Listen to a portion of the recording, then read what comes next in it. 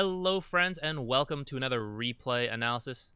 This time we're going to look at Phoenix 4 position, Pro V. We did a Why Did I Lose episode focused on Jakiro, I think. Yeah, his Jakiro. So this time we're going to do an actual replay analysis. And I like this one because he comes with a specific question. He feels like his GPM was low. Even though he's playing like Phoenix 4 and the team wins, he feels like his items are coming in a little slower than he would like. So what can he do to increase his GPM? So I like having a focus when we go into these replays. Plus, this is something every support needs to do. We need to find ways to get a bit of gold without taking it from our carries. So that'll be our emphasis throughout this episode, and not so much nitpicky stuff. Now, you can tell some stuff from the scoreboard on GPM. So first thing, let's look at the actual GPM, 330. That's not actually that bad. 330, I would say, is pretty average, I would say, for a decent position 4 game. It could be a little higher, of course. Now, I know your team does win, so this is a little bit inflated by the buildings you get at the very end. So this is probably lower in reality, and in that case, we would want to bump it up to like 400, maybe. But that's kind of getting kind of close to like your cores, you know? So like relative to your cores, this is like an okay distribution because it looks like Jug was farming very heavily. And don't forget, there's finite resources. Some games that is required, where you just have to let your carries funnel in a lot of the resources and you end up a little poorer. But other games, there are times when you can be greedy as the position 4. So regardless of how a game should go, there's always opportunities to get some gold that we miss. So I still want to highlight that. But I think for this game, like, this is actually like okay. Be careful if you're comparing yourself to like Dota Buff, because don't forget Dota Buff, the games you look at there on the guides and it'll list like GPMs. Those are picked out because they are like spectacular games. So those are going to be a lot higher than what an actual average would be of a Phoenix 4 or other heroes. So be a little careful of that. Now, you had 6 deaths. This is the highest on your team. You didn't actually lose that much gold, but this is like 1 minute's worth of gold. So your items, like your item could have been 1 minute earlier, all of the timings, if you hadn't died at all. Of course, it's pretty unreasonable to think you'll never die in a game, but that's just like one way to frame this. Now, the bigger issue is that you have 3 minutes of death time. That's a lot. Like the 379 is like, okay, whatever.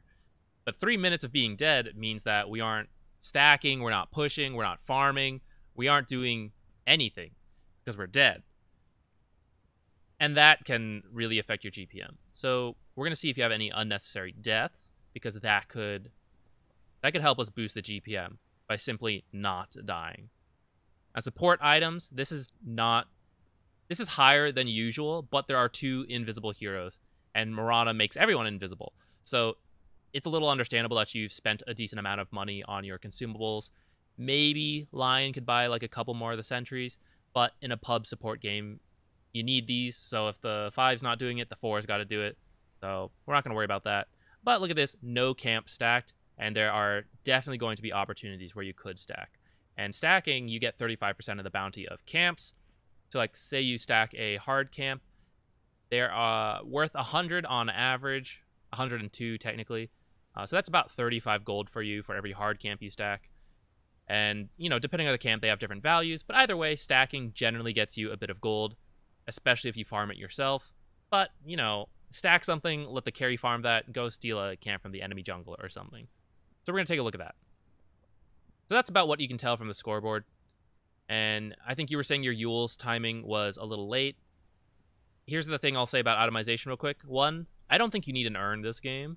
And so that's 840 gold that could have gone straight to this Yule Scepter. So that would be like, let's see, if we're at 330 GPM, and let's lower this a bit to ignore the fact that we got a bunch of gold at the end of the game with all the buildings. And let's say this is more like 250 or something. You know, so this is 3 minutes invested in the urn that this Yule's Scepter could be a little sooner. I also don't think you need a Yule's this game. I actually think Halberd is really, really good. But yeah, that's actually all I'll say on that. And I know you buy this at the very end, so we're not going to worry about it. Let's get into the game now. Items, I think, are all right. I don't play that much Phoenix. I won't go into it. I don't feel like Phoenix has mana issues, though, so I don't feel like Phoenix needs to start with mangoes. And I would be... like, it's probably Clink's mid, but either way, whoever is in the safe lane, Clink's or Drow, they both do a lot of right-click damage, and Phoenix has very bad armor. So starting with the Ring of Protection could be pretty good. Maybe swapping out this Windlace, get a Ring of Protection and a Salve. Can you afford that? I don't know. Math is hard. Ooh, one last thing from the scoreboard I forgot. You can see this now, right? Yeah, bounty runes. It looks like your team got 14. Their team got 17. So they got a few more bounty runes than you did, and that will definitely add to the GPM. So we're going to take a look at that too, see if you have any opportunities for that. Oh, Phoenix Ward for a Phoenix Hero. Funny. 30 seconds to battle. All right, we'll speed up here. I don't care that much about this. Do you think you guys can probably contest this? You've got an LC. Yeah, look at that. All right, so this is unfortunate. Lich steals your rune, so that can be one reason to position yourself like over here, or to do a bit more scouting and find both the safe laner and support. But, you know, whatever. That's kind of a good play on Lich more than a mistake on our part, but it's something we could reduce by, you know, positioning ourselves to go find him to make sure he doesn't get to steal the rune like that. Looks like you are blocking the camp. Okay, I don't mind that.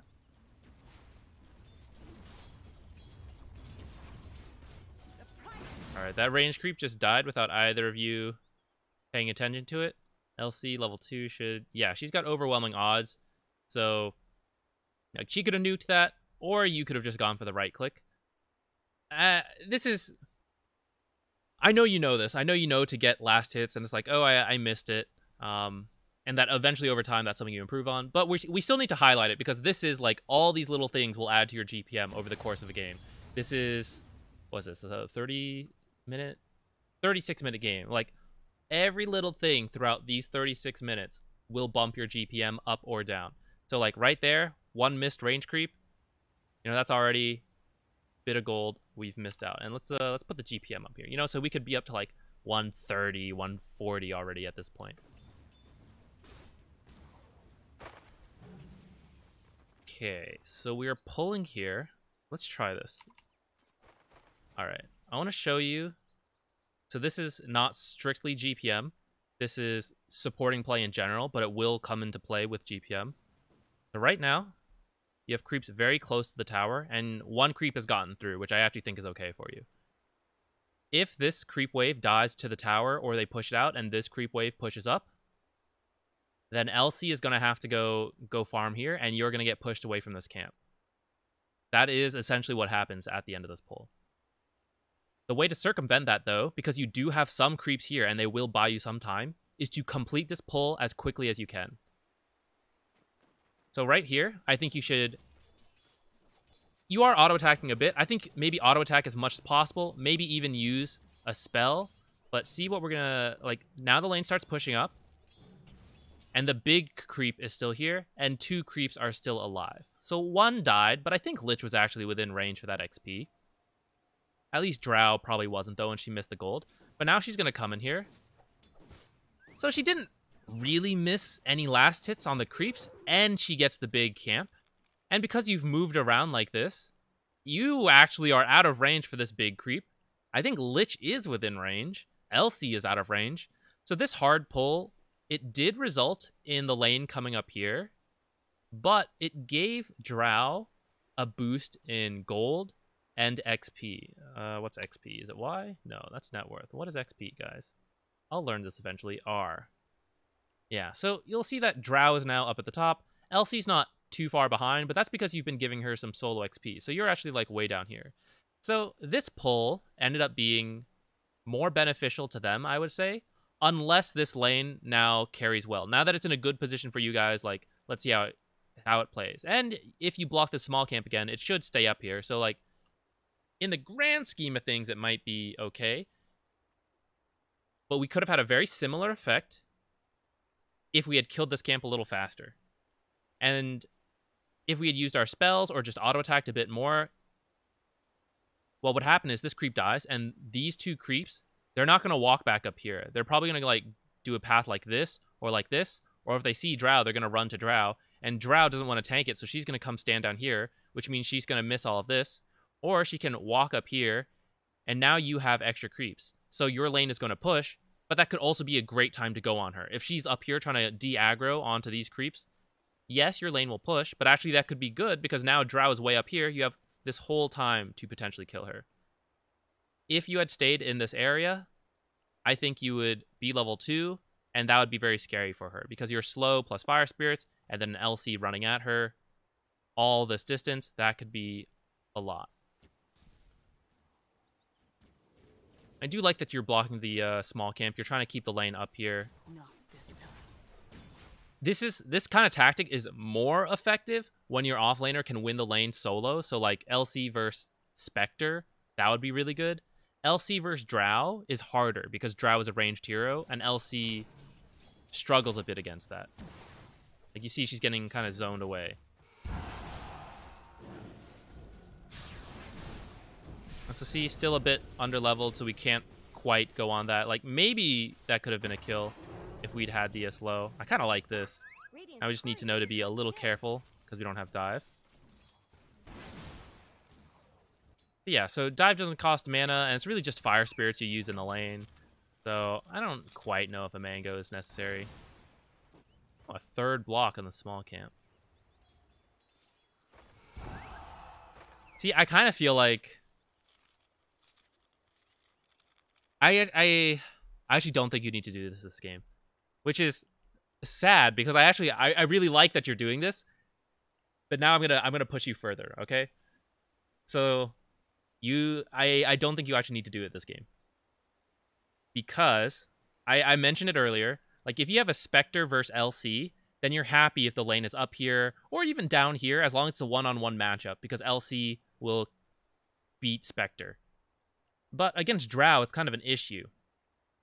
And so actually, if it's 2v1 though, you and LC versus Drow, she's going to really struggle. And she's probably going to get bullied out and or killed. So if Lich actually goes to pull, you're a really good hero to contest. Because you have dive, you can easily come over here and deal with it. And Drow will be by herself, especially when she's like up here. That could be a chance to kill. But now that he can't actually pull, he's forced to play the lane with Drow. But actually, I think Lich Drow is a little stronger than LC Phoenix. So you don't actually want him to get to play the lane.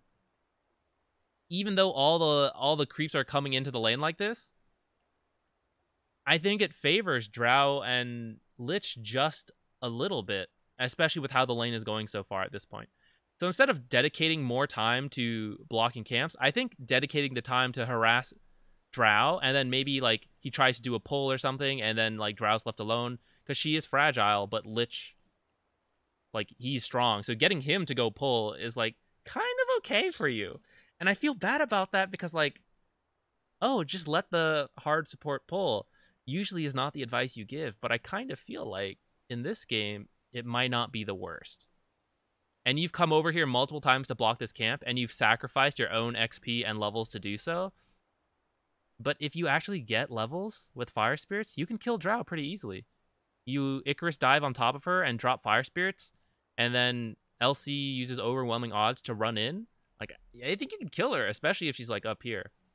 But because you're under-leveled, Phoenix gets really strong at level 3 because of the way all this stuff scales.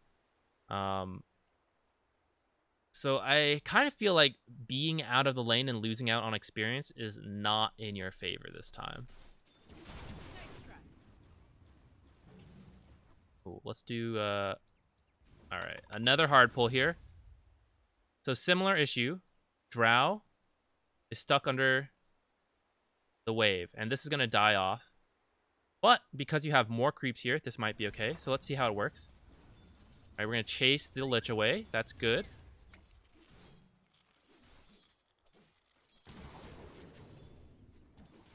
Alright.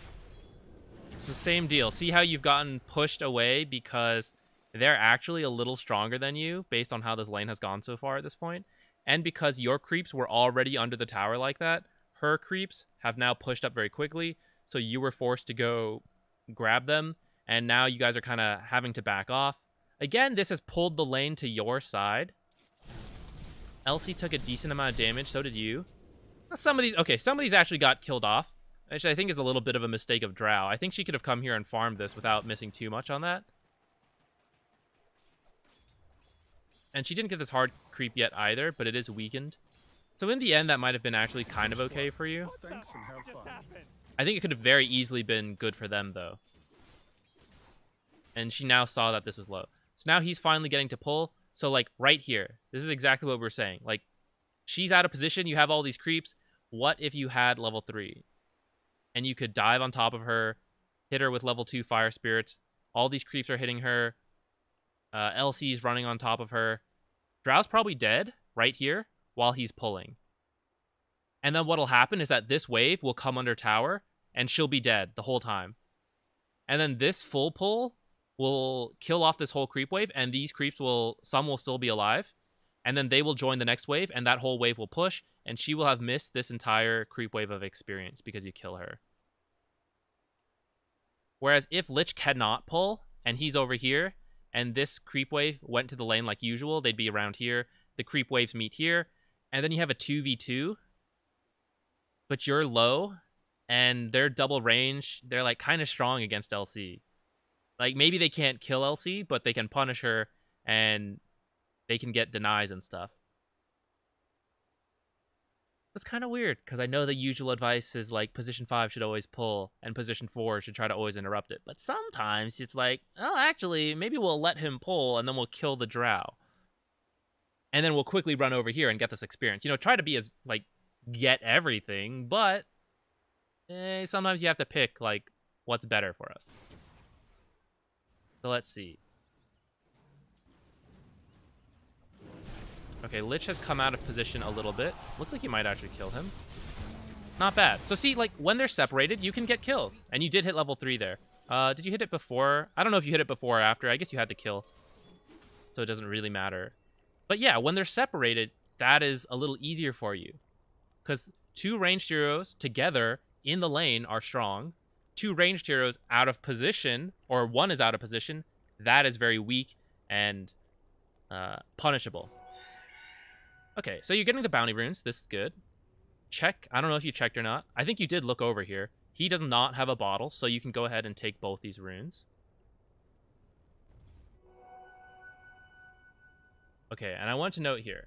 Yeah, I took a note here. So let's take a look at this time. 5:13. I'm gonna guess. I can't read your mind, but you walk back to base here. We're about to see because you're kind of low on resources. And you feel like, oh, I can't go to lane, I'll die. So what should I do? I guess I'll go back and heal up, and then I'll come back to the lane. The main reason you buy Tranquils... Okay, I'm sorry. I should have made... Okay, actually this is in the very first itemization guide that covered, like, all items. We will make an itemization guide specifically for Tranquils and Arcane Boots. Soon, trademark. I need to cover another couple items before we do it. But one of the benefits of Tranquils is that you pretty much never have to go back to the fountain. Because it'll always... 14 HP regen is absurd, and it'll solve all your early game health issues. And then you just need, like, a Clarity to heal up almost all of your mana pool. So you never have to go back to fountain. And if you don't go back to fountain, you can spend your time doing things. So what if instead of going back to fountain here... Let's watch you. In fact, we'll speed up a bit. So you chose to go back to fountain, and you take the time to gather some information. I respect that. But what if instead... you bought, let's say you buy this Ring of Protection because I think it'll be good this game. There's a lot of physical. Their 2 main damages are physical. You could turn it into a casual buckler for your whole team. I think that would be great. Or even just a casual Ring of Protection for yourself. So you could get that, and you buy 1 Clarity. See, by the time you're in the fountain, you're already almost full health. Your issue is mana. But guess what? You only have 1 spell that needs mana, and you have a Mango. Which means you actually don't need to leave, right? You could be in the lane right now, and you're just ready to Mango if needed. And it's only 5:35. So right now, you could have just like played passively back here, or you could have run over here. If you had a ward, this could be a great time to use it. A part of this is that if you had Fairy to Clarity earlier, we wouldn't even need to wait for the Clarity to get here. And that while we were waiting, we could have Clarity'd up, and by this point, you would be full mana, full health, and you're already, like, here. Which means maybe we could be punishing this Drow. You know, Elsie, she's salving up. She's going to be ready to fight. She's going to heal up to about here. And then maybe Elsie, like, runs through the trees, you run through the trees, and then you both jump her. This could be happening now. But instead, we're, like, back at the fountain, not doing anything. Now, by the time you look around a bit, you could have teleported a little sooner, but I guess you weren't sure where to go. So by the time you do teleport, you end up coming mid. The ward, he doesn't have a bottle still, so you can't even refill his bottle. So I don't know if you need to TP here. Now you see a rune. You'll help secure this 6-minute rune for him.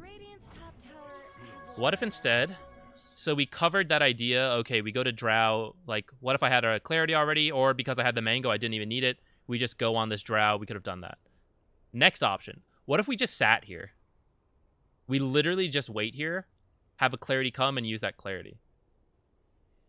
What would the difference be? After using the Clarity, you would have to spend 50 gold on that Clarity, but you'd be full health, and you never had to go back to the fountain, which means we just stand here, and we could stack both of these camps, a double stack, at the 6-minute mark. 35 gold from this hard camp. Math on the fly. We'll say like 50 to 60 gold from the ancient camp. That covers your Clarity cost, plus a little bit extra. And you're going to have a carry who comes farm this, whether it's Elsie, Void, or your Jug. Maybe you even get a last hit. And if you're here, you're going to get a bit of extra XP, even if they get all the last hits. So this would have been very good for your team. It would have helped you as well because you get the bounty gold. And you wouldn't have used your TP to come back to lane because you would stack these and you'd be right here. The TP was 90 gold. And we were here at 513. We walked back and we teleported out. Yeah, we warded and we secured this rune, I suppose. But for about a minute, we haven't really done anything to help us get gold. Besides our passive gold of 95 gold a minute. We could have sat here, could have stacked. That would have been about 100 gold. Or we could have waited on our tranquils, played safe, had our mango ready, and been aggressive at like 535, possibly getting a kill or at least zoning her away to get this wave. And then even if you take damage, guess what? You got the tranquils, so you're still good. And then maybe you have a Clarity on the way after that. Then you go like stack or pull or whatever. Like so many things we could have done if we didn't walk back to the fountain. I considered making this a like why did I lose episode, but I was like, no, we already did one for you. We should do a full replay analysis. But like this is one of those things where it's like obviously you don't lose because you didn't do that, but don't you see, like, now that we've explained it, we spent a lot of time talking about it. There's like a lot of different things we could do if we don't run back to fountain. And when you have tranquils, one of the great benefits of tranquils is that as long as you have a Clarity, you don't really have to run back to fountain, and you can use your time to do stuff like this. Now, it does depend. You know, if there's a Bloodseeker on the enemy team, a Zeus, like, maybe you do have to run back into fountain. But this is a game where you could justify not doing that. And you seem a little lost here, not sure what to do. I would just go back to bottom lane. And now you do. About a minute and a half, minute and 30 seconds there, though, where we haven't really accomplished much. You do want to consider carrying a Sentry and or a Dust, because they do have Clinks, and eventually Mirana will hit 6. So keep that in mind. You don't need it quite yet. Oh, there you go. You got your Sentry. Okay. Nice. Eventually we will need it. So now you have a Sentry, using it to de-ward. That's fine. Unfortunately get hit by the arrow and killed. So I'm not going to harass this too much. Could we have avoided this? Maybe. Like, if you... Let's do this. So the time you decide to Sentry, if we look at the minimap, we see 2 here, 1 here, 1 here. I just heard the teleport noise. I don't know if that's a replay thing or not. If you heard it, that should be a giveaway, like, oh, someone just teleported here. If I see all of these guys, then the only one missing is Mirana. Mirana's here. I should not go up. Now, if you could see Mirana, this is fairly safe to, like, come back up here. At this point, though, you do see Mirana. I think you probably should just dive out at this point. I know you wanted that D ward. I think your life is worth a little bit more. Because this is 75 gold and you could buy another one. But you dying gave them 171 gold and made it a little risky. At the same time, I understand taking the risk to do this. Now, I actually think you can dive and auto-attack once. I don't quite know how it works because I'm not a Phoenix player. But I did test this a bit on how Phoenix can de-ward high grounds without using... Okay, bonus tip. This is supposed to be in a separate video, but I've been pushing it off on spells that can check high ground. So if you stand like right here as Phoenix, you can dive like this way, attack the ward once you're diving out, and then attack again the second time when you come back. So I think you might have been able to start your dive and attack this ward as you go out, but I don't play enough Phoenix to know, but maybe test that in a lobby and see. But that may have been a way to get both worlds, get the sentry and get out. But I think once I see Mirana there and I know there's 3 here and I can kind of see them collapsing in on me, I think I probably just dive out and like lose the sentry. It happens. The sentry, you know, you are invaluable. The sentry's only 75 gold. But 1 death, we kind of expect it to happen, right? We don't... Everyone makes mistakes. We all die here and there.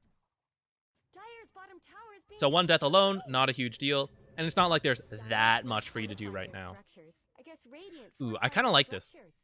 Okay, so you teleport here to stack. And I think that's actually not a bad idea. Ooh. Unfortunately, you don't get the stack. I like the idea, though. I'm down for it.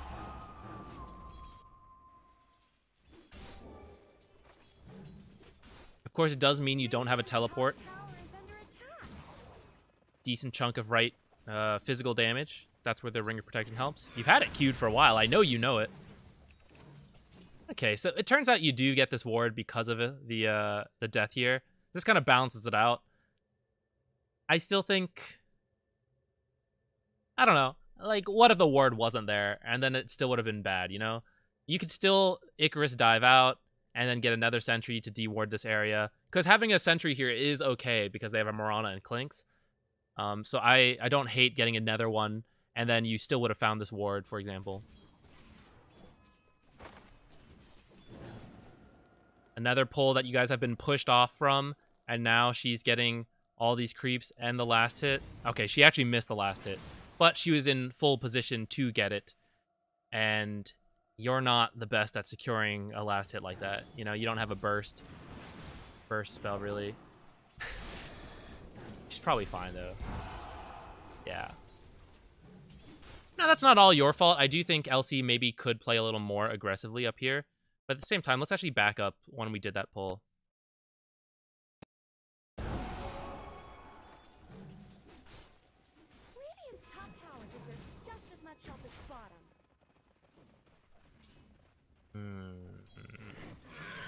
Yeah, same deal. You don't have that many creeps running forward. And so unless you can zone this out, so like if LC stands here and you're here, this will be kind of okay. Because hopefully you guys can deny a creep or two and get the last hits on these camps. And then you actually drag their creeps into your creeps. And then this would be okay. But because we're not, like, fully sure where Mirana is, looks like she actually did go top. I don't know if you guys saw that. Maybe I wasn't paying attention. But I would be a little careful. Now that she TP'd, I guess you didn't know. You may not know she TP'd. I don't know. Watching a replay is always different than playing the game. But from my impression, I would have felt like Mirana's still in this area. And so I'm a little hesitant to do this kind of pull because... Well, because Mirana's here, and if there's 3 of them versus 2 of us, that math favors them. And this is actually kind of going okay. Now that you have a bunch of creeps here. Kind of protected you a bit. Oops, your perspective. I would still be careful. Keep in mind, you can tank the arrow for Legion if need be. Alright, well, she doesn't have the mana for press the attack, but if you tank the arrow, she can press the attack you, and you'll be okay. Whereas if she gets hit, you can't really do anything to save her. So something to keep in mind when you're playing with an LC. It's okay to tank the stuns for her. If she has pressed the attack.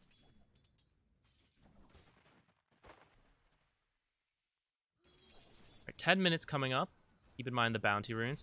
Walking out here, a little scary again. I don't know if you saw Morana walk out here, but Drow has her silence and the fear, so they could kill you. So coming up here on your own is a bit scary. LC feels threatened in this lane, and she has left. So that should signal to you, what business do I have to be here on my own?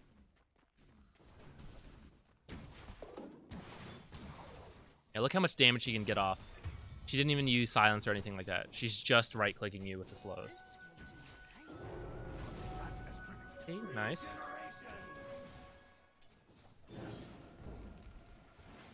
Right now, LC is farming those camps. Imagine if we had double stacked them earlier. I know you tried to stack the Ancient, so maybe that could have even been the third stack on the Ancients.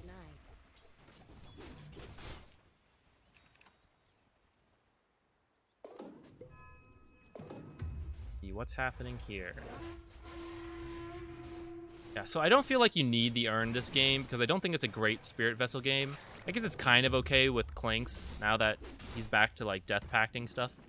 But I don't know. I don't think it really justifies. I don't know if it's enough. The armor's nice. The stats in general are nice, but, like, I don't know if it has a great use. Besides, like, oh, I can cancel its blink a little bit. But that means you have to be up front, letting him, like, being in range to use the urn on him. And I don't know if I need to do that.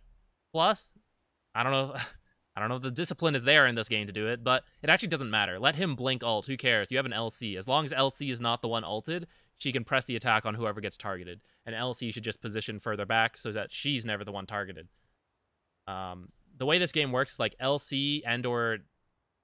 Okay, one of these three should be starting the fights. Or if he gets a blink, he can start the fight too. And you're like always going to be a bit in the back waiting for a good egg position, which makes the urn like not useful for canceling blinks. And if the Spirit Vessel's a good, like if it's a good Spirit Vessel game, then that's a great item on Phoenix, but it's not really a great Spirit Vessel game. So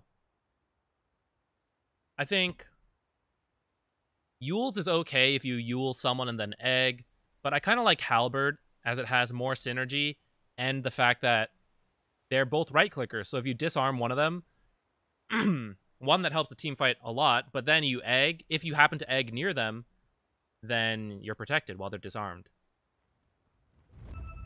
Okay, looks like a smoke. LC has duel. I like this. You also have egg now. Should get your duel damage. Okay, slow to start. Okay, fair enough. Yeah, the egg's pretty good. I'm okay with that. Well, that's a little overkill. Not your fault, though. I think you egging there is okay. That drow kill is worth a lot.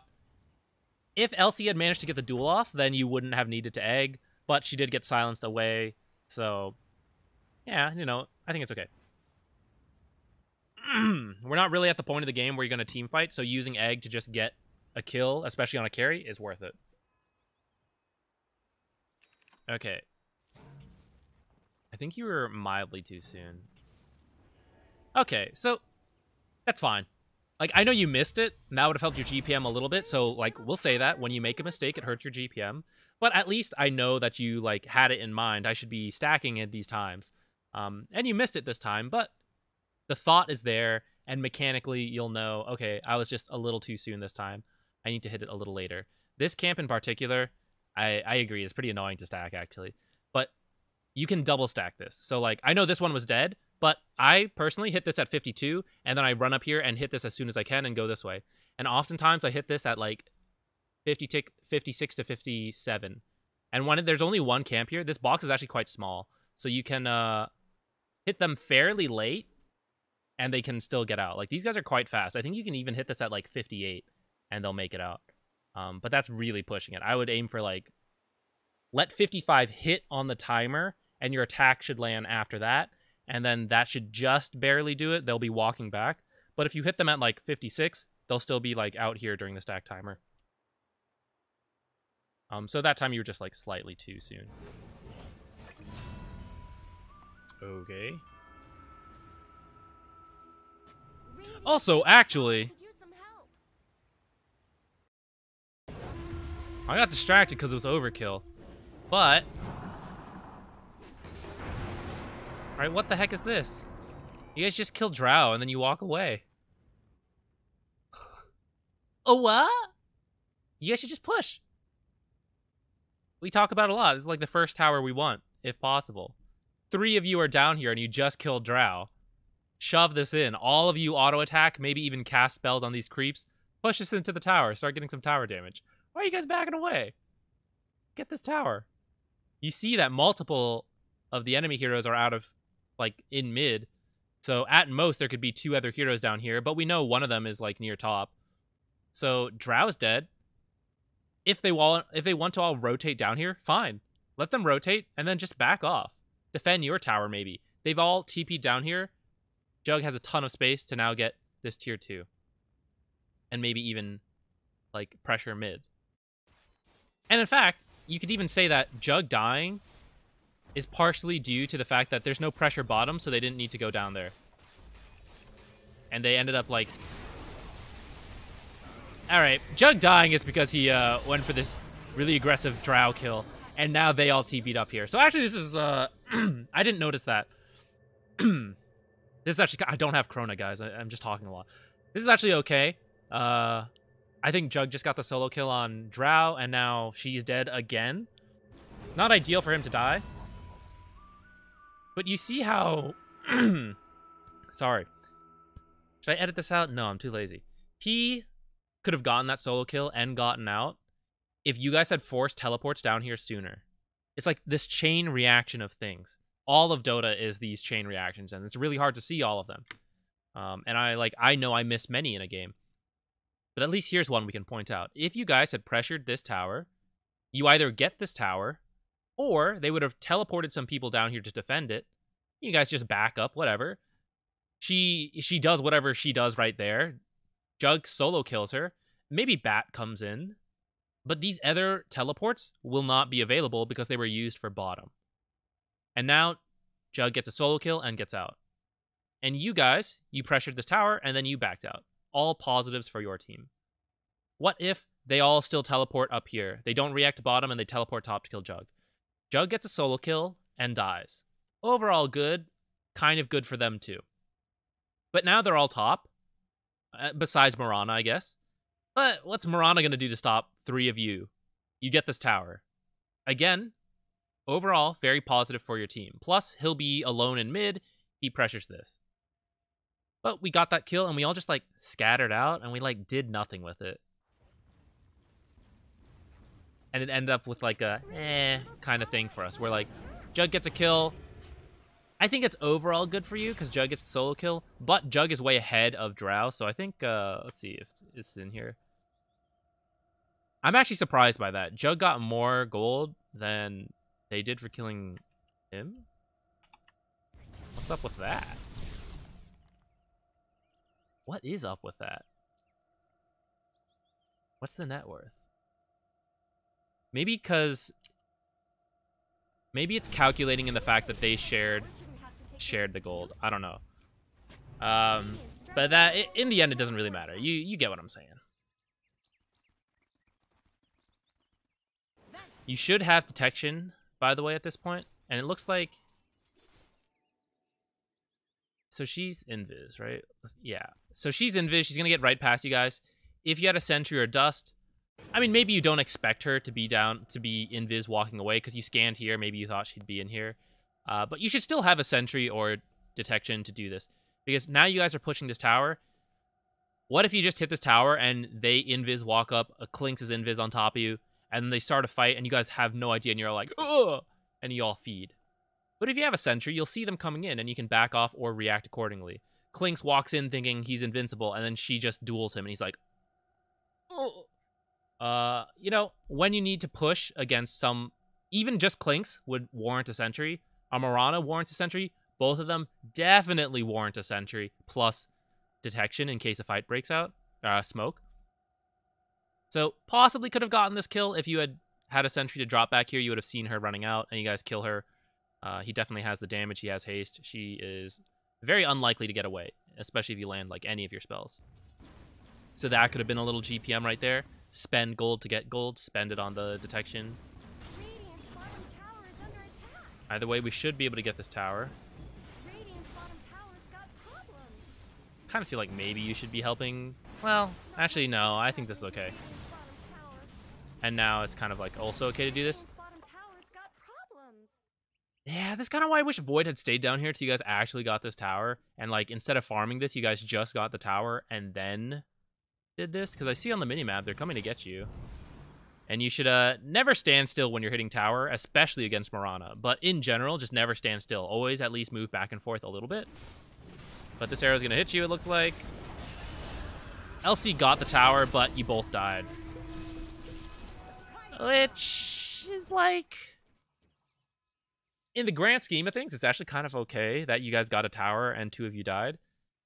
But it's far from the best case scenario, which is you all get this tower and none of you die. And they rotate 4 down here, waste all their time. They never get a kill. So,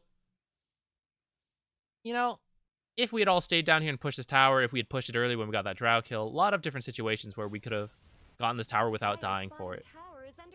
Now they're pushing up. This might actually... like, they didn't really get to push it in time by the time you're up. That's why I'm saying it's, like, kind of okay. Because they didn't get an objective. If they killed the 2 of you and then immediately turned that into getting this tower, then that wouldn't be worth it. Okay, we rotated 4 down here, which is a little overkill because we just got their tower. But it does mean we can push through their jungle. And if we had wards, this would be a great time to get some deep wards in.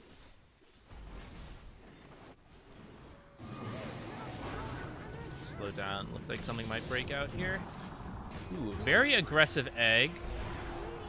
But I like it. I don't know if you knew. Okay.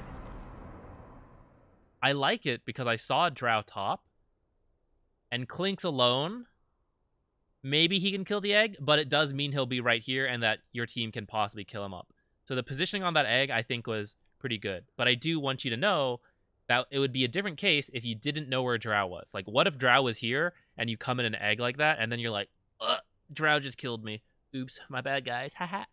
You know? So I just want to make sure you know why that was good. It's like, we saw Drow top, and she's one of the egg killers. These are the 3 egg killers, okay? It's Drow, Clinks, and Mirana if she leaps at your egg. Saw Mirana, but she ends up just running away. Drow was top, so that leaves Clinks. Now, Clinks and Mirana alone could kill your egg, but that does mean that they're hitting you instead of, like, the Void, the Jug, and then the Jug and the Void are probably going to kill them for it. So that was a good egg, though, I think. Yeah, and I think you guys can chase here. Bat Rider is dead. Great. Let's turn this into... what? Could pressure this mid tower a little bit. It's not a huge objective. What are the items you guys have? You probably can't do Roche. If you had a medallion, you could probably do it. But you don't, so you probably can't do it right now. I wish you guys had wards with you. You have 1 deep one here. I guess maybe they're used up, though. Can I check your stock? Yeah, there's 1. It would have been really nice to have wards right now, because you can place really deep wards right now, and then that'll let you know, like, hey, Drow's up here by herself. She's walking there to farm. Let's smoke and go kill her with LC.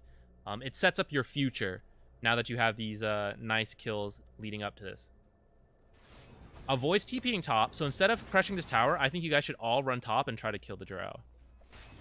Like, where does she go? She was up here by herself. Void is there to chase her. Chase her straight down. Where can she go?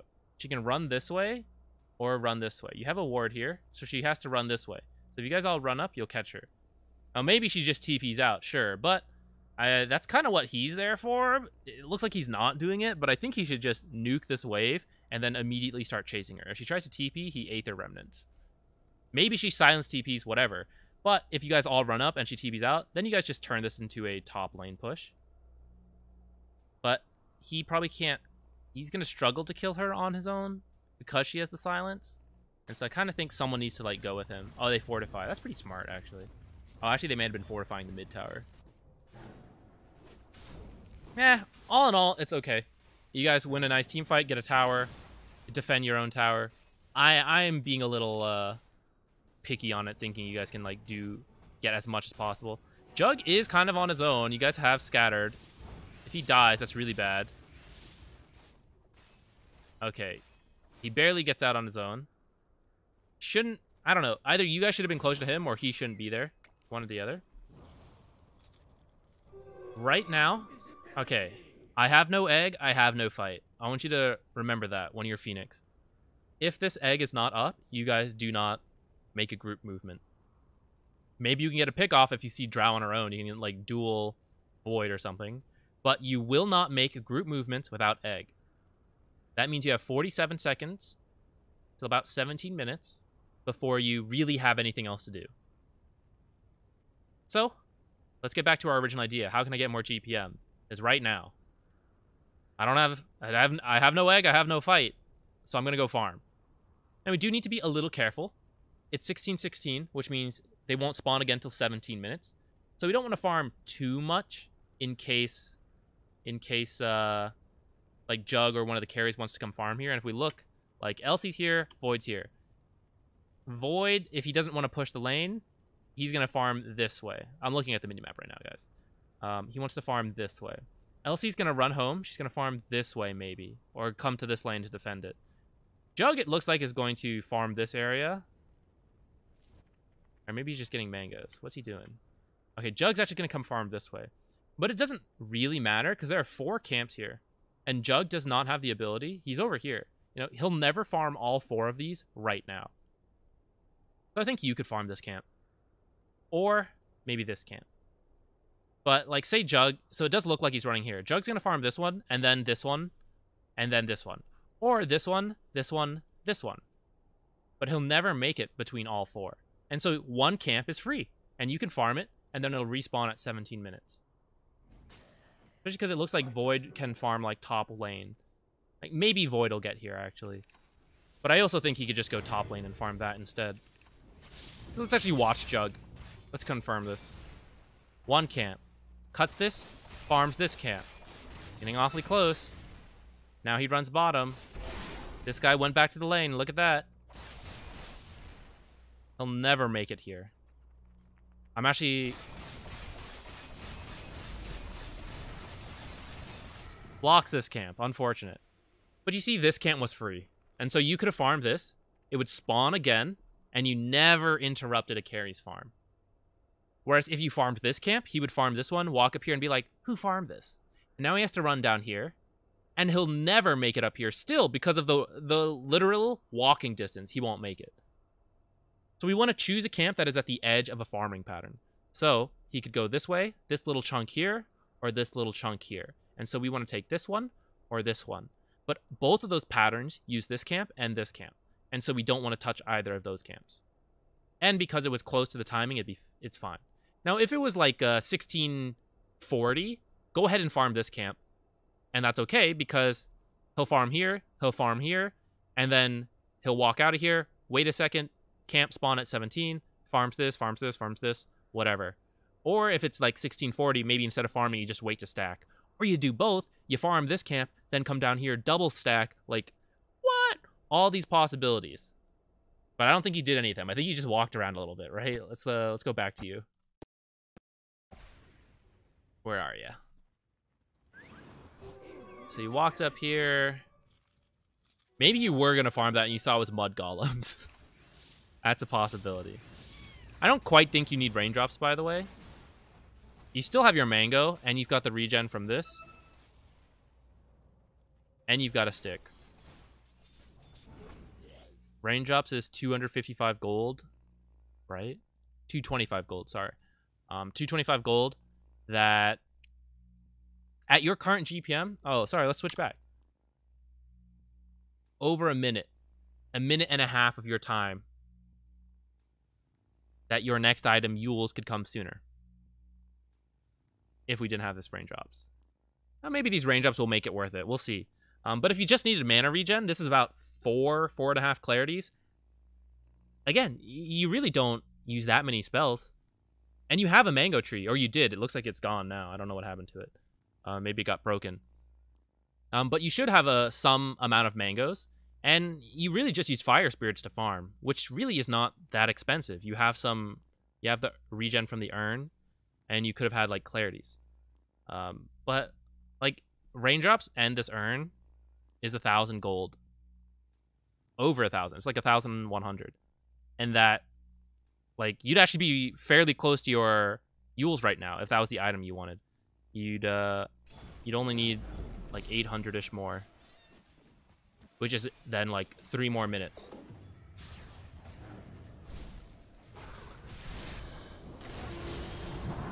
This is an aggressive egg positioning I don't know if I agree with. Well, it's obvious to say in hindsight now, but let's go to the free cam. Well, actually, okay, I want to watch it one more time from your perspective, and then we'll watch the free cam. So, I don't know if you... Okay, so we see... Is this a bug? No, we see him here. He's auto-tagging, you have a ward. You see him here. Yeah, you even tried to get him. You know Clinks is here. Okay, Lion just jumped in. You see him hexed. He goes invis. This guy gets jumped.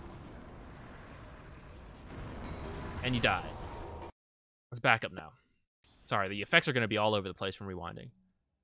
Let's zoom out a little bit to have an easier time. I think you... Looking around may have helped you make this decision a little more, but even then, I think you saw enough to know. All right. So there he is. We're thinking about going. Look at your team right now. And this guy does have a blink. LC has a blink. Jug is right with you.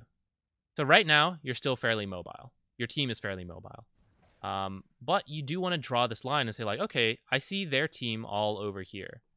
Okay, actually, let's go to Dire Vision. I see part of their team here, and now at this point, I actually do see all of their team as Lion jumps up here. Now I know you're like more zoomed in, so it's harder, but you did see, you know, multiple ones are here. You saw Lion blink up here, and now Jug is ulted. You know Clinks is in this area. Who can kill your egg? Clinks, Mirana. Anytime the two of them are near you, they could probably kill your egg. So this is a little too far forward. Now, if they still had their blinks, I know LC has hers, and he wasn't, like, ulted, but, like, then they could push up and kill. But the enemy team will start hitting your egg from here, and your team can't do anything about it. He can't do anything about it because he's, like, getting chased and almost killed. And LC, maybe she blinks in and helps, I guess, but he's not going to have any damage because he's ulted right now. I think you might have started this before the Jug got ulted. Let me see one more time. This might be a little too harsh. Okay, it happened kind of at the same time. This is just a little, I guess, ideally this egg would be a little further back. Like, I don't know if anyone has really committed at this point. And you kind of started this as Batrider went in, so I don't even know if you, like, knew that this would happen. They could have just backed off from this egg, and your egg would essentially be wasted. But because they did go in, they will go into it. You kind of want to wait for something to happen, something that requires commitment, and then you egg. So like duel or lasso, those are both good. But I don't know, you started that dive just as Bat blinked in, so I don't quite know if you were waiting for that. It's kind of hard to say. So usually I would want you to be like further back. Like, why are you in the front, right? You're not the initiator. These two have blinks. They are the initiator. You're looking for the good egg position. So you and LC should be like swapped, or you and Lion. You wait further back. Like this positioning, this is good. Okay, still waiting. I still would have wanted to wait. Like I think LC is the one, that is when you want to go. When she starts a duel. And if you had waited longer for her to go in, you would see him blink in, and then you would know this. So this area would actually be a decent egg location because it's right on top of Batrider, and all of them would have to spend time to run up to your egg. And hopefully at that point, like LC blinks and ties up like Mirana or something, and Clinks has wasted a couple seconds running into your egg, and now he starts attacking on his own. But either way, this egg positioning like gets you killed too soon. Maybe we're talking too much about one egg. But like you're dead now.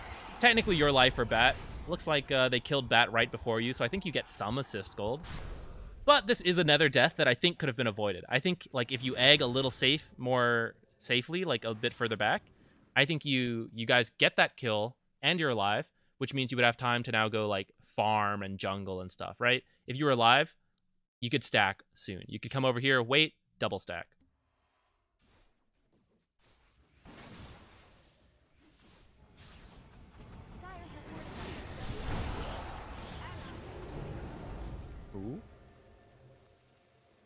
Looks like a fight almost broke out. I do need detection. You really need not just dust, but a sentry. Lion could have the sentries, I suppose. But I personally, as the 4, I like to hold at least one. Because I don't trust my other supports. So no matter what role I'm playing, I try to carry one. For stuff like this, if I want to push, I know that my team has to have a sentry. We have 4 heroes here. If we wanted to push this, we need a sentry. And I don't know if my 5 will have it. But we don't want to push because you don't have egg. What did I say? What did I make up earlier? I have no egg, I have no fight. Yeah. Your team, like, we don't want to group. You don't have the egg. This is your biggest team fight spell on your team. And you don't have it. So why are we grouped? We just split up and farm. Look for pickoffs. Plus, against the Clinks and Mirana, you guys have a strong lack of sentries, which was funny because at the end it looked like you guys had a lot. Who's got all your sentries? Where are they? Did you just buy up a ton? You have 2. I don't know where all your sentries are, but usually when you're against a Clinks or a Mirana or anyone who buys Invis, you want to pick the area you want to play, and you want a bunch of your sentries there. You want it consolidated in one area, and that is the part of the map you play. Splitting up all over the place and trying to sentry everything is how you run out of gold and how your team gets picked off. Play in one area and force the Invis hero to come to you. Invis heroes usually want to kill. They don't want to farm. They want to get kills. And so if your team is all 5-manned in the jungle here, like the enemy Invis hero is like, ugh, I have a free jungle here, but I'm a Clinks. I don't farm that fast. You know, I want to kill them. Or like, I'm a Slark. I wanted to get kills. Who else gets into this? Ricky, you know, he doesn't farm that fast. He wants kills. And if your team is grouped up, you see him coming in and you kill him. Or he's up top and he's like farming and it's like not so great.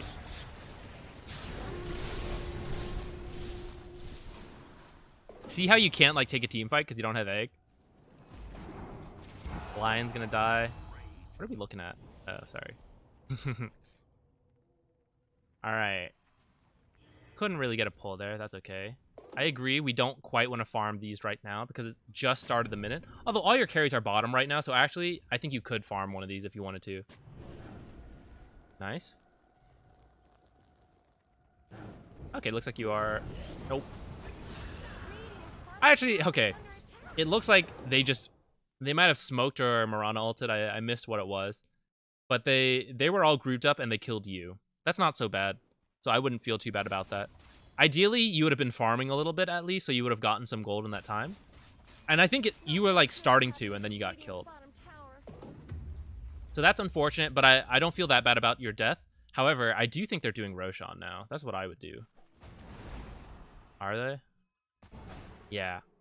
I mean, they kill the guy who has the biggest team fight impact right here, right next to Roshan, and they have heroes that can do Roshan really quickly. As soon as you die, you have to tell your team, like, ping, ping, ping, ping, ping, Roshan. Get them all to go in, and if you confirm that they are doing Roshan, you buy back and teleport here. You don't have the gold. If you had the gold, I would buy back and teleport right here. It's worth stopping them. You guys are well in the lead. Like, team fight around Roshan favors you because you're Phoenix. You are Phoenix.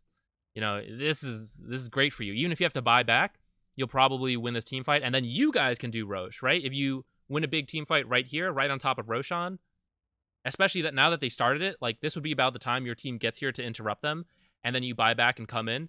Roshan's half dead. Cool. You know, we'll finish it off. But now them getting Roshan for free when they're the team behind is not great. Plus, getting Roshan gives you a bit of gold. That would bump your GPM up a little bit. Oh, we're going longer than I realized. All right, we're already at an hour. We still have like 15 more minutes to go. I think we've kind of made our point, though. At this point, it like doesn't matter as much. The gold tactics to get farm are more in the like early game, and now this later game, you're like more free to farm because you have the levels, and you're more free to like team fight. At this point, a lot of your gold comes from team fights. All right, we smoked into them even though they had Aegis, but it's kind of working out. This egg positioning is pretty good, but I don't know if it was a conscious choice, so I'm going to talk about it a little bit. This looked like you were dying from egg and multi-shot, so you egged. This positioning, though, is actually, like, solid. And want to explain it to make sure we know why. Because look at the positioning. Your egg is here. Your team is here, giving you a layer of protection. And all their carries are out here. And they can be stunned by egg. So they have to choose to either back off, not get stunned, and your team will be safe. Or they come in to fight your team, but then they can't hit the egg. Now Drow has chosen to chase the team, and look at that. She gets stunned by the egg. Did you need to dive there? That might be a little risky. It's sort of working. I think if you didn't dive, maybe you wouldn't die. I don't even know if she got hit by the slow, but this fight's working out, even though they had Aegis.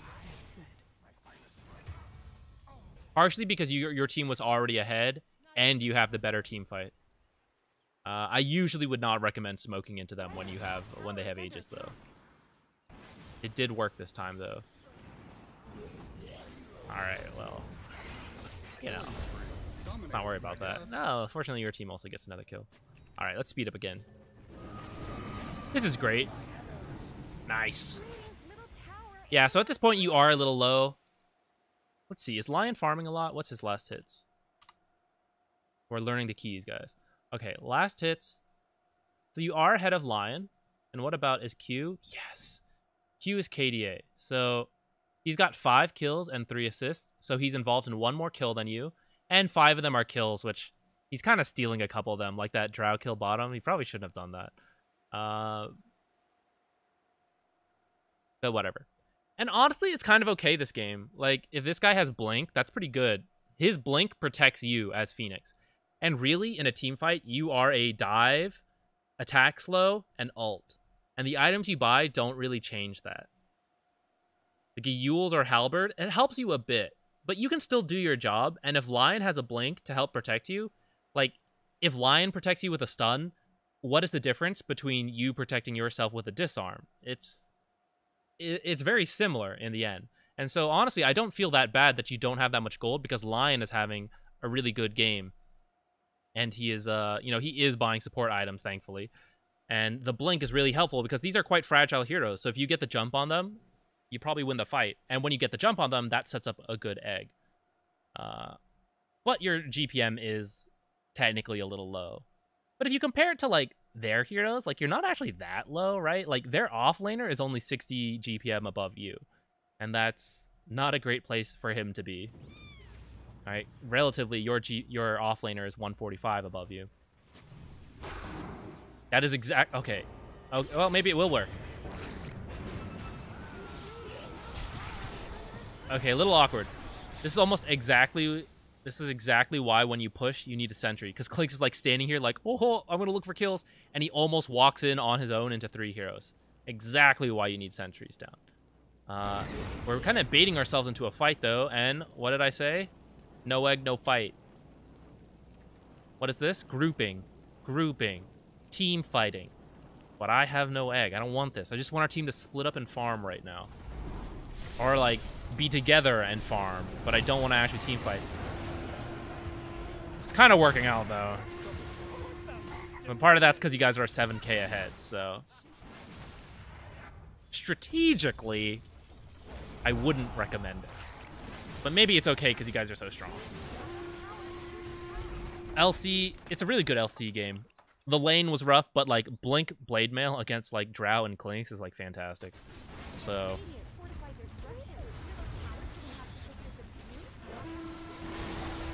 okay, get mid tower. Oops, why are we looking at her? Sort of timing and farm. I don't know what you guys are doing here right now. Alright, this tower, good. 2 heroes, 2 core heroes are about to respawn. Jug is still dead. Jug has no way to get to you guys quickly. You should all leave. Or make your way out. But instead you guys kind of like farming.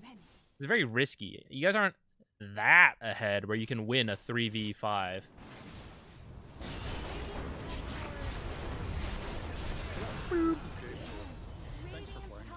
Oops.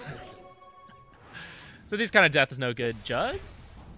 Well, that's not very worth it, I think. But yeah, this death is also very unnecessary. Now, if your teammates want to be out of position and die, we can't control them. But for you, you could definitely not have been here because they are all alive. And in these like 30 seconds you have, even longer, I think you were dead. Yeah, you died. Okay. So this whole time, instead of dilly-dallying here, you could already be over here in your own jungle farming. And now you're dead for 46 seconds, which could all just be time you're like farming in this jungle. And that would be really big for you. And this is a, I don't know, Jug ult for a Lich is questionable. What on earth? This is even more questionable though. Why would you ever walk up to the enemy Juggernaut when you have 300 health? He's 5 levels above you or whatever. Questionable. Like, you guys are very much in a position to win right now. You just have to like go together when you have egg. And you have egg now, so hey, let's go together. Don't have Jug ult now, but it's still kind of okay.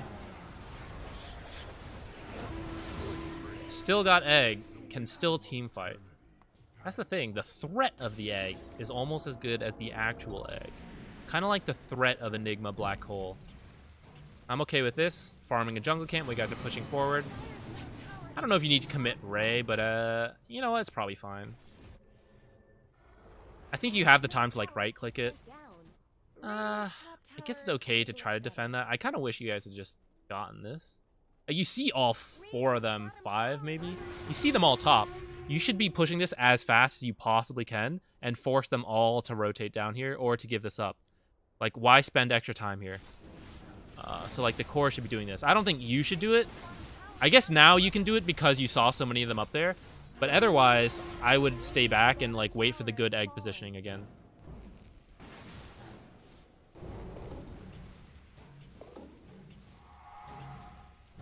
Yeah, so this kind of farm is good for you.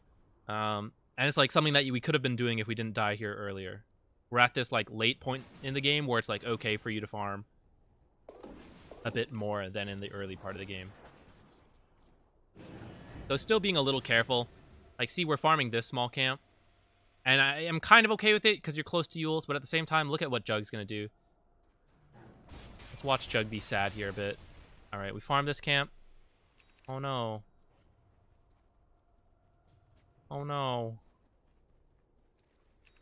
Now I have to come to the enemy's half of the map, which is more dangerous to farm. You know, so we have to be a little careful with the camps we farm as supports. Because Jug would have loved to farm this, and this, and this, and then just repeat that at this 28-minute mark here. Instead, he just spent a lot of time walking, not farming, and then had to put himself in danger on the enemy's half of the map to farm. Now, even though you guys are close, I mean, this is still more dangerous than farming one of these. So try to keep that in mind when we are looking for camps to farm. If you're close to an item, I don't mind screwing over the carry a little bit, especially if that item will help change the game.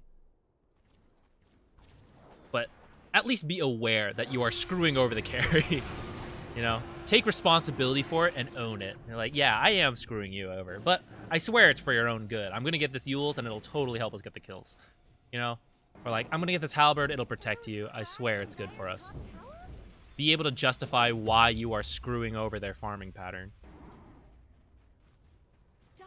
I think you should be with them. Have the egg, have the fight. Can only fight if we're all together. I don't think you want to be alone.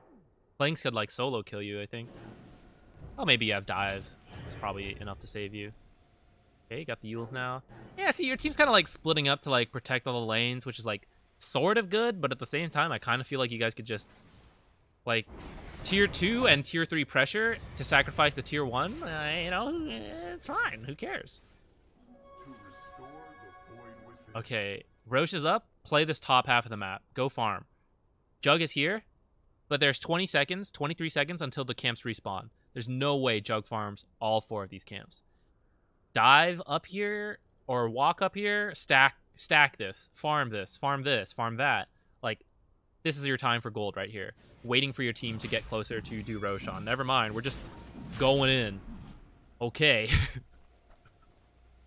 Personally, I think you should be waiting for,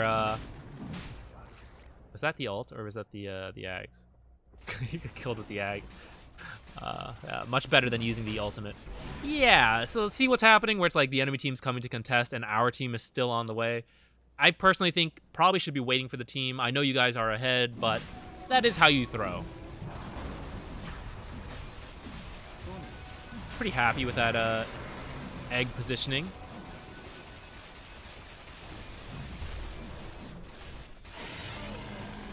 Something tells me we haven't seen the last of him. Oops, we're watching him. But that was a good egg position.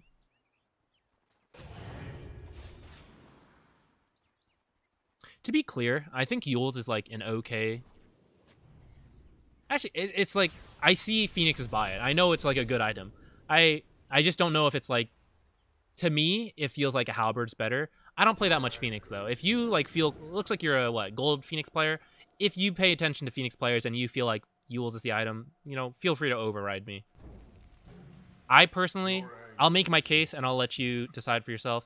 If we look at Halberd, I think the disarm is really good for your team.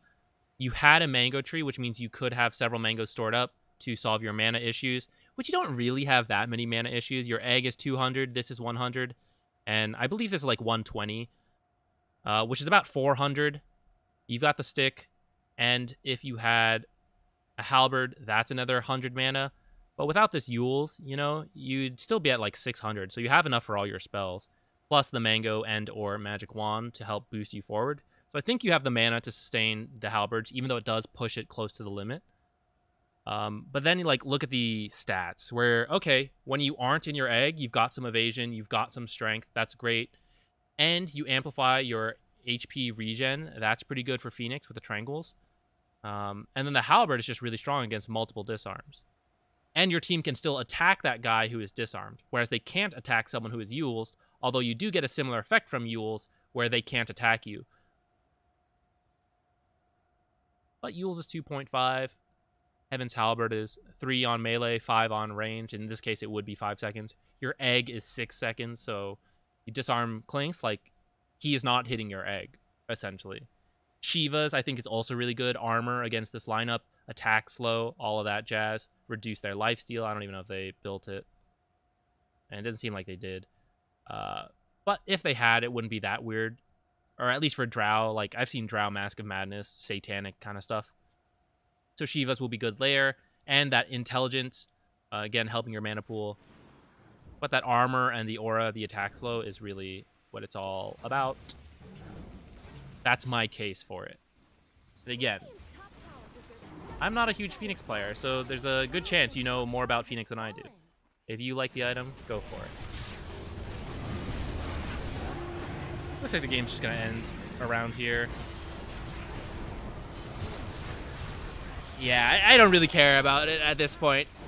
You know, when you're winning, you guys are going a little deep, but you're pretty strong at this point.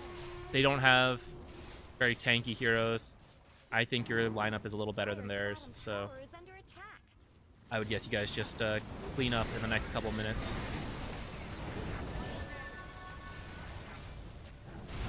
And at this point, I'm not caring about farm, right? I have the Yules. I know my team is strong enough to end the game. Why do I need to farm more items? I don't. We can just win now. There's no need to farm. So we're just going to watch and see. Make sure we're right. I mean, if we're going kind of fast, it's hard to see, but, like, you guys are winning, essentially. You guys are up here getting buildings. Those are the farthest I've ever seen Lich Ult travel, I think. Yeah, you guys are back. Hey, look at that. All right, a little distracted diving again. Should just be getting these buildings. Clean it up.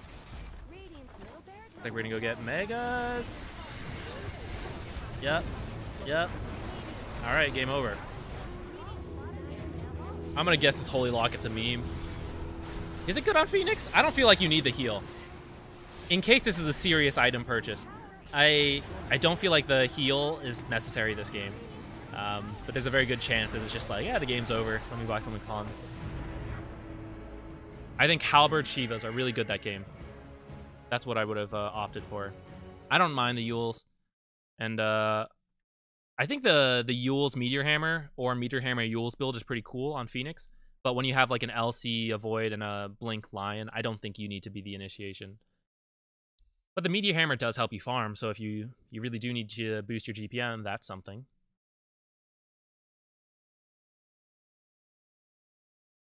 But yeah, I think that's all we have to say. Yeah, so you are a little low. Lion's above you here. A lion was getting some kills, I suppose. You still did enough to win, you know? So I don't hate the level of farm you had. I think it's okay. But if you were to play that same way in a game where you do need to get a bit more farm, like your position 5 is like Ogre or something, and he doesn't need farm like Lion does, then there is space on the map for you to get a bit more farm. That's okay too. I think stacks are a big way. Okay, this is something I actively work on, is stacking more efficiently as I'm running around, so that's one way to boost your GPM. And then working on identifying what camps can I farm. That's another big one. That's also something I struggle with because I don't play enough carry, so I don't instinctively know their preferred farm patterns. So it is kind of hard to like, okay, let me check the map, see where they are, where they're gonna run. But if you look at your mini map and you see a carry is nearby, and you look at the time and it's like 10 seconds, it's like X minute 10 seconds, and it's like, all right, the carry will probably get here in 50 seconds. I probably shouldn't farm this unless I'm really close to an item. Then it's okay. And then if it is close to a minute spawn, then it doesn't really matter how close the carry is. It's like, okay, I probably have time to farm this and or stack some camps. Those are the two main takeaways I feel like I have. Not going to Fountain. I mean, obviously that wasn't enough to stop you from winning, but I hope that explanation, I think we spent a long time on it. I hope that explanation is enough to like realize, as much as possible, I do not want to go to Fountain. If I could play the rest of the game without ever going to Fountain, I would. But unfortunately, we die, and other times we do get really low and we have to TP home or something. But if I have the option not to go home to the Fountain and I can do something useful without doing that, then I want to do that. I don't want to go back to Fountain as much as possible. Couple of the lane pulls, but that's something I struggle with too, so I'm not going to critique you too hard on it. And I think the right idea is there. Trying to get those pulls, it was just a tough lane for it. And we already talked about how maybe you could have done a little bit more to like benefit yourself, like do the pull faster, use some spells to secure the creeps before she gets a chance to get up there, that kind of thing. Okay, other than that, pretty good job. Congrats on getting to Ancient 4. And for the most part, I feel like you did some pretty solid stuff. So I can definitely see you continuing to climb.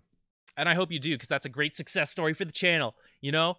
Make us proud. All right. Thanks for watching, everyone. See you in the next video, whatever it is. Who knows?